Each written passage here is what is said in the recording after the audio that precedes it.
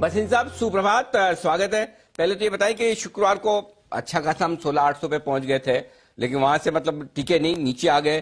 क्या कुछ बाजार का डायरेक्शन है? क्या 16,000 की तरफ बढ़ रहे हैं या ज्यादा गिरेंगे? नहीं, एक बार पहले वो बताएं सर, और इस हफ्ते के लिए व्यू भी दें। हाँ, गुड मॉर्निंग अनिल जी। देखिए, 1000 पॉइंट की रैली आई और सबने छुरियां लेके खड़े हो गए कि बेयर मार्केट रैली खत्म हो गई और फलाना ढींगरा। अब यूएस में जॉब्स नंबर स्ट्रांग आते हैं तो बता रहे हैं ग्रोथ अच्छी है, थोड़ी सी बेटर आई तो भी आपको मुश्किल, अगर वीक आती तो आप बोलते रिसेशन है। तो आप पहले तय कर लीजिए आप क्या किस कैंप में है। मेरे हिसाब से everything is getting priced in, results earnings are getting better than expected. India को $25 सस्ता क्रूड मिल रहा है, क्रूड की rally is not going to last. और भी आप सब जगह से देख रहे हैं कि किसी भी तरह से इन्फ्लेशन की जो कंट्रोल है वो almost on the down trajectory हो गई, all due to weather, crude, और ये एक्सटर्नल है। बट मुझे नहीं लगता कि ये 200 पॉइंट से ज्यादा करेक्शन होनी चाहिए। 16,400 would be the worst case scenario, लेकिन पहले 17,200 आएगा, फिर देखेंगे 16,400 अगर के नीचे जाएगा नहीं जाएगा। तो I am again in the camp which is saying buy this dip, it can last for a day और सो, और प्रॉफिट बुकिंग अनिवार्य है अनिल जी 1000 के पॉइंट के मूव के बाद। उसके ऊपर अब आपको स्टॉक स्पेसिफिक रहना है, बट अंडरटोन इज स्ट्रांग। मैं आपको यहां तक कह दूं अनिल जी कि इस महीने में 18,000 के दर्शन जरूर होंगे। वाह वाह, बहुत ही बढ़िया। वसीम साहब, तो आप ये कह रहे हैं कि 16,400 के नीचे की रिस्क नहीं, यानी कि यहां से मैक्सिमम रिस्क 100 पॉइंट की, और पहले 17,200 यानी कि 600 500 यानी 500 पे ना, तो 700 पॉइंट ऊपर बढ़ने में, घटने में सिर्फ 100 पॉइंट, राइट सर? बिल्कुल अनिल जी, रिलायंस का भाव देखिए, सारी मार्केट एक तरफ, अंबानी साहब एक तरफ, और वो बता रहा है कि globally energy is in a very sweet spot. जिसने लिया है वो भी बुलिश है। एनर्जी क्यों राइज करता है? Because growth is back.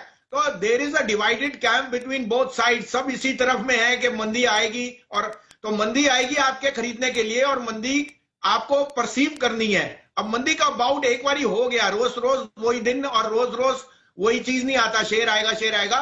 तो मैं अभी भी कहता हूं 16,400 का भी आप 16,350 पकड़ लीजिए कि 150 पॉइंट की और मंदी आ सकती है इस लेग में। उसके बाद 17,000 या 16,800 एक बार पार किया, फिर अनिल जी रिव्यू करेंगे। मैं भी आउटराइटली बोलता हूं, लेकिन we have to keep in tandem with what's happening globally. और आपने देखा है फ्राइडे को in a sweet spot we were, and unfortunately last में selling came because of also. बता दूं Anil ji, FII selling is more और less at a fag end. यहां से अब डीआई की स्ट्रेंथ ही आएगी। So I am relatively bullish, और जो अच्छे काउंटर आपको लेने थे, चाहे वो आईटी में है, बैंक्स में, ऑटो में, लेने की चेष्टा कीजिए। बात है। बताएं सर, अब आज के लिए फ्रेश पिक्स। तो अनिल जी पहले मैं अपडेट दे दूं, मैंने आपको क्लोजिंग बेल में 363 रुपए में कहा था कि जिंदल स्टील लीजिए, 354 रुपए का स्टॉप लॉस, वो अभी कायम है। शेयर का भाव 368 है, 375 जाएगा।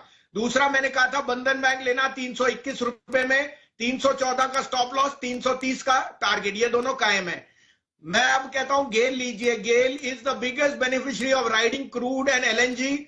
इसका भाव 158 जाएगा, 143 का स्टॉप लॉस। और दूसरा मेरा पिक 735 रुपए पे था आरती। आरती का टेक्निकली स्टॉप लॉस हो गया, 720 का था, but Aarti has made a double bottom. Aarti industry is the biggest player in benzene, nitrochlorobenzene and in API in the chemical side. वो दोनों कंपनी की डीमर्जर के बाद चल रही है। The stock is very very attractively priced. अब आप देखेंगे जैसे जैसे चाइना में ग्रोथ आएगी या रीओपनिंग होगी, बेंजीन प्राइसेस के बिना industry can not survive. Aarti will be the biggest beneficiary. तो 721.22 में मैं रीइटरेट करता हूं, 705 का स्टॉप लॉस रखिए। स्टॉप लॉस आपको इसलिए, लेकिन 775 और 785 आपको इस हफ्ते या नेक्स्ट वीक तक जरूर आएंगे। तो ये है आपके लिए दो बेहतरीन पिक्स, आरती इंडस्ट्री और गेल, जो शुक्रवार को भी आपको बताया था बसिन साहब ने। यहीं पर दोनों जगह आपके लिए फिर से खरीदारी करने की राय है। गेल खरीदे 158 का टारगेट है, 143 का स्टॉप लॉस, और आरती इंडस्ट्री खरीदे 705 का स्टॉप लॉस, 775 785 दो टारगेट के लिए यहां पर